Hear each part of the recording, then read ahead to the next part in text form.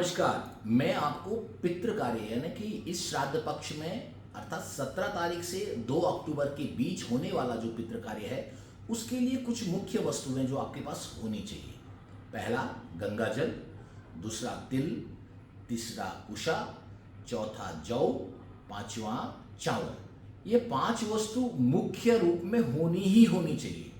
फिर अगर गाय का दूध मिल जाए तो बहुत अच्छा है, कांस्य पात्र मिल जाए बहुत अच्छा है, भगवान नारायण का शालिग्राम मिल जाए बहुत अच्छा है, उसके बाद अगर तुलसी दल मिल जाए बहुत ही सुंदर है। तो इस प्रकार की वस्तुएं आपके पास पितृ तर्पण यानी देव ऋषि तर्पण, देव तर्पण, पितृ तर्पण ये अवश्य होने चाहिए। इनको करने के बाद आपका चित्त, आपकी बुद्धि, आपका शरीर तीनों प्रकार से शुद्ध होता है, आपकी स्मृति बढ़ती है। ध्यान देना, पितरों के प्रति श्रद्धा रखने वाला व्यक्ति, उसकी मेमोरी पावर बढ़ती है।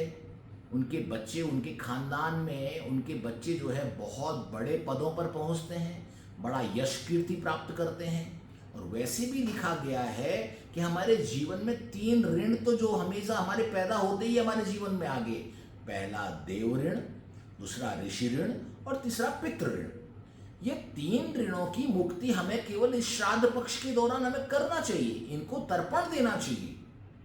तर्पण के लिए ये इस प्रकार की वस्तुओं का प्रयोग करना चाहिए। हमें ब्राह्मणों को जरूर भोजन कराना चाहिए और ये 16 दिन में कोई ना कोई एक दिन ऐसा अवश्य हो जिस दिन हम ब्राह्मण को बुलाकर अपने घर में भोजन कराएं। और भोजन कराने का अभिप्राय है, इस निमित्त आपको भोजन कराना है कि हमारे घर में ब्राह्मण के द्वारा पितरों को भोजन पहुंच गया। जैसे कि अमेरिका में डॉलर है और वो बच्चा अपने पिताजी को पैसा भेजना चाहता है, यहाँ रुपया चलता है, तो वहां उसने वो पैसा जमा किया बैंक में और अपने पिताजी को भेज दिया।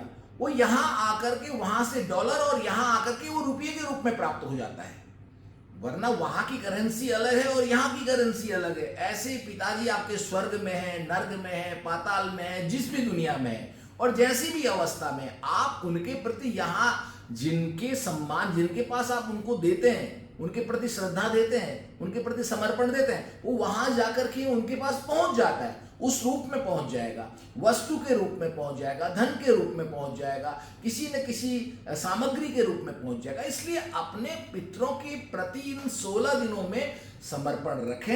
ये एक व्यवस्था बनाई गई है, प्रकृति के अनुसार व्यवस्था है, संस्कारों के अनुसार व्यवस्था है।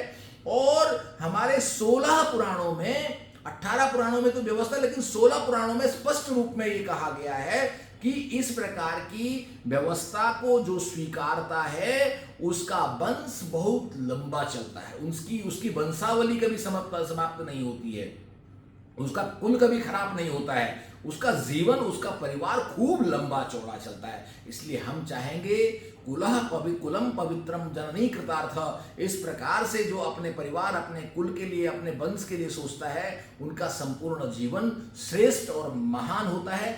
आप भी अवश्य अपने परिवार को अवश्य ऊंचा उठाएं, श्रेष्ठ करें, अपने पूर्वजों के प्रति समर्पित का भाव रखें, समर्पण अवश्य रखें। नमस्कार।